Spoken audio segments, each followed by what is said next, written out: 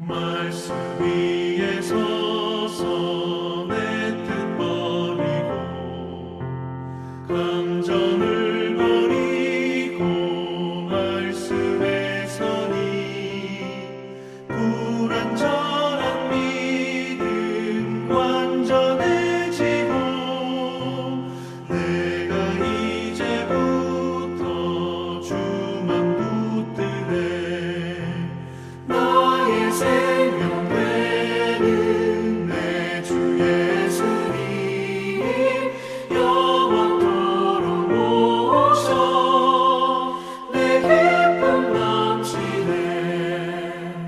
나의 모든 욕심 던져버리고 내가 염려하며 계획하던 것 믿고 기도하며 주께 맡기고 주의 뜻을 따라 살기 원하네. 나의 생명 되는 내 주 예수님 영원토록 모셔 내 기쁨 넘치네.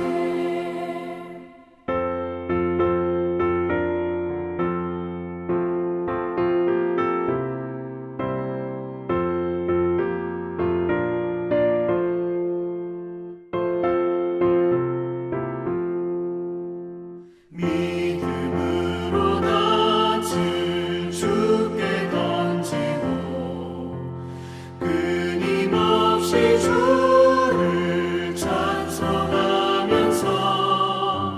전에 나를 위해 일해왔으나 이젠 주만 위해 힘써 일하리. 나의 생명 되는 내 주 예수님 영원토록 모셔 내 기쁨 넘치네. 나의 소망 되는 구주 예수님 이 세상에 다시 강림하겠네. 나의 등불 밝혀 손에 들고서 기쁨으로 주를 맞이하겠네. 나의 생명 되는 내 주 예수님 영원토록 모셔 내 기쁨 넘치네.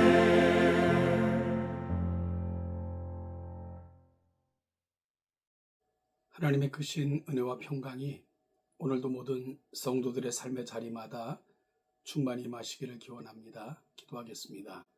하나님 아버지, 오늘도 거룩하신 말씀 앞에 섭니다. 그 말씀을 통해 우리에게 들려주시는 음성 담고 그 말씀조차 하나님의 영광 앞에 나아가는 우리가 되게 하옵소서. 오늘도 한 주를 잘 마무리할 뿐만 아니라 새로운 한 주를 은혜 가운데 준비하는 귀한 날 되게 하옵소서. 예수님의 이름으로 기도하옵나이다. 아멘. 오늘 나눌 하나님의 말씀은 야고보서 5장 13절 말씀부터 20절 말씀까지입니다. 12절부터 보겠습니다. 야고보서 5장 12절로 20절을 같이 읽죠. 내 형제들아, 무엇보다도 맹세하지 말지니 하늘로나 땅으로나 아무 다른 것으로도 맹세하지 말고 오직 너희가 그렇다고 생각하는 것은 그렇다 하고 아니라고 생각하는 것은 아니라 하여 정죄 받음을 면하라. 너희 중에 고난당하는 자가 있느냐? 그는 기도할 것이요. 즐거워하는 자가 있느냐? 그는 찬송할지니라. 너희 중에 병든 자가 있느냐? 그는 교회의 장로들을 청할 것이요. 그들을 주의 이름으로 기름을 바르며 그를 위하여 기도할지니라. 믿음의 기도는 병든 자를 구원하리니 주께서 그를 일으키시리라. 혹시 죄를 범하였을지라도 사하심을 받으리라. 그러므로 너희 죄를 서로 고백하며 병이 낫기를 위하여 서로 기도하라. 의인의 간구는 역사하는 힘이 큼이니라.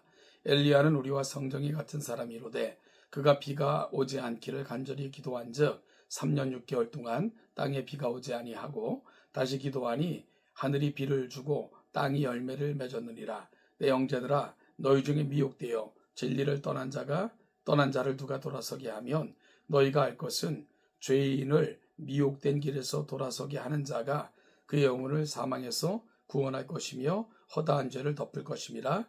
아멘. 야고보서 마지막 장면입니다. 야고보서는 교회를 향한, 그리고 교회가 교회되기를 소망하는 교회의 바른 회복을 위해 또 그 마음을 다하여 외치고 외쳤던 야고보 장로의 서신입니다. 오늘 본문을 볼 것 같으면 함께 믿음 생활하는 사람들이라 할지라도 그 믿음 생활의 순간순간마다도 많은 문제들이 찾아올 것을 오늘 예견하여 말씀하고 있는 것을 듣게 됩니다. 그럴 때 어떻게 해야 될 것인가? 하나님의 사람들은 우리 인생 앞에 닥치고 찾아오는 시련과 고난 앞에서 어떠한 모습으로 또한 무엇이 기요하고 필요한가? 오늘 본문을 통해서 함께 나눌 수 있게 되기를 간절히 소망합니다. 먼저 12절은 맹세에 대한 부분인데요. 맹세하지 말라. 하늘로나 땅으로나 다른 아무 것으로도 맹세하지 말고 오직 너희가 그렇다고 생각하는 것은 그렇다고 아니라고 생각하는 것은 아니라 하여 정죄받음을 면하라 라고 어떤 삶의 교훈과 그리고 또한 삶의 어떤 태도에 대한 부분을 권면하고 있는 것이 12절 말씀입니다. 여러분, 사람들은 지나치게 다른 사람의 일에 참여하는 적도 많고요. 그런가 하면 지나치게 책임지지 못할 것들을 나의 의나 혹은 나를 드러내기 위한 방식으로 맹세라는 잘못된 도구를 흔히 사용하고 있는 것을 보게 됩니다. 그리고 그게 거짓으로 나타난다 할지라도 아무런 핑계, 아무런 책임을 지지 않고요. 이런 부분에 대해서 맹세하지 말고 단지 현실에 직면하여 사실인 것은 사실이라, 아니라는 것은 아니라 말하라. 그러니까 그 사실 앞에 네가 직접 쓰지 다른 어떤 매개체를 통해서 너의 정당성을 확보하려 하지 말라 하는 것이 오늘 12절 말씀이 가고 있는 자리입니다. 그래서 세계의 황금의 문이라는 교훈에서도 첫째는 사실만을 말해야 된다. 남에게 들은 것, 그런가 하면 또한 다른 사람으로부터 받은 정보를 마치 내 것인 양, 아니면 그걸 통해 가지고 누군가를 어렵게 하거나 단점을 드러내는 방식으로 말해서는 안 된다 하는 것이 첫 번째 관문이고요. 두 번째 황금의 문은 바르게 말하라는 것입니다. 아무리 사실이라 할지라도 그때의 상황과 형편에 따라 누군가에게는 정말 사실이라 할지라도 하지 말아야 될 때가 있고 말해야 될 때가 있는데 그걸 분별하는 지혜를 가져야 된다라고 이야기하고요. 세 번째는 말하겠으면 친절하게 하라.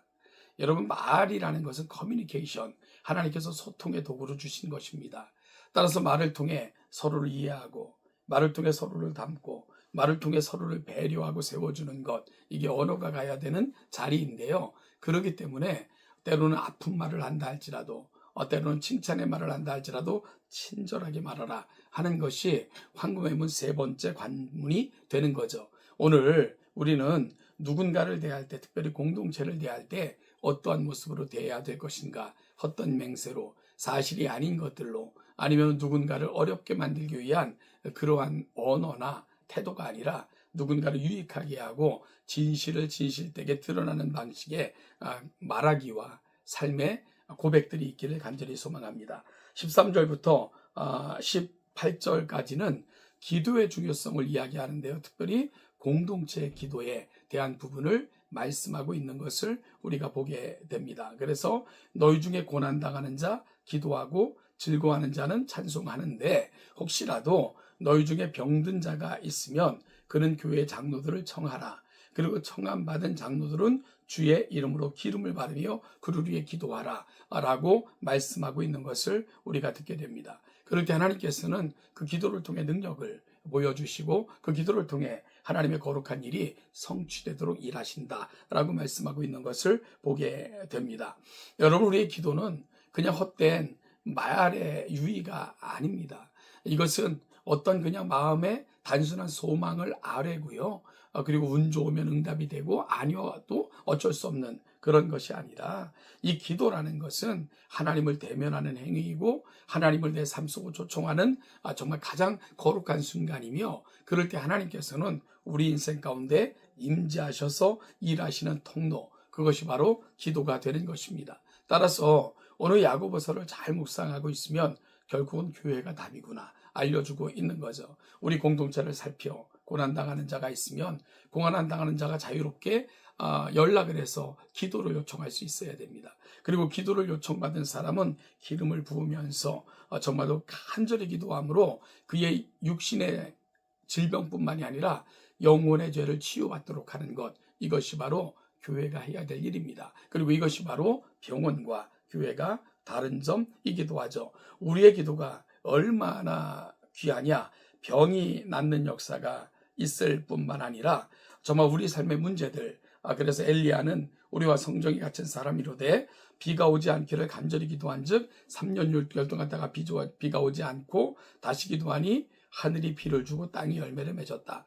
여러분, 우리 삶의 자리에서 내 육신의 문제뿐만이 아니라 우리 삶의 문제들, 우리가 함께 더불어 살아가는 공동체의 문제도 우리의 기도에 담겨 하나님께 올려진다면 하나님은 이를 통해서도 영광을 받으시고 일하신다는 것을 오늘 본문은 분명하게 보여주고 있는 것입니다.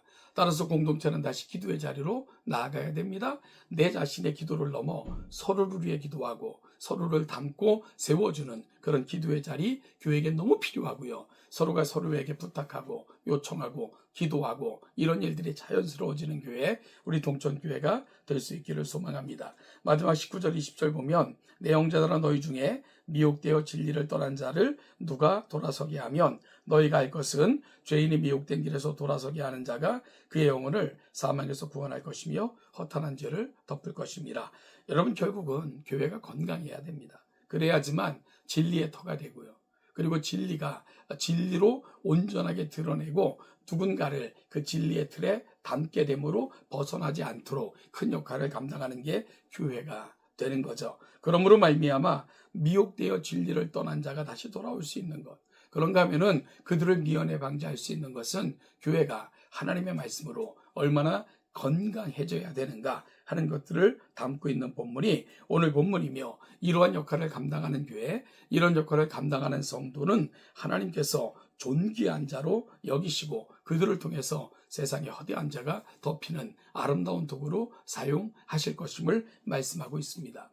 사랑하는 동천교회 성도 여러분, 결국 이 시대가 우리가 갈망해야 되고 꿈꾸고 또 이루어가야 되는 것이 뭡니까? 우리 공동체가 건강한 공동체가 되어야 됩니다. 내 자신이 정말로 말씀과 기도로 무장하고 무장된 내가 누군가가 요청을 받으면 기꺼이 응하여 그를 위해 기도하고, 또한 잘못되고 왜곡된 진리를 왜곡하는 모습으로 좀 비진리 가운데 거하는 자가 있다면 그들을 바로 진리 가운데로 인도하고 하나님의 은혜가 그들 가운데 임하여 죄로부터 돌아서게 만드는 이 역할까지도 교회가 감당해야 되는 것입니다. 우리 동천교회가 이와 같은 역사를 잘 감당하여 주님을 기쁘시게 하고 하나님께 영광을 올려드리고 더불어 살아가는 이 시대 앞에 정말 귀하고 아름답고 건강하게 사용되는 우리 동천교회가 될 수 있기를 주님의 이름으로 축복합니다. 하나님의 은혜가 오늘 하루의 삶의 자리에도 늘 충만하시기를 간절히 축복하며 기도합니다.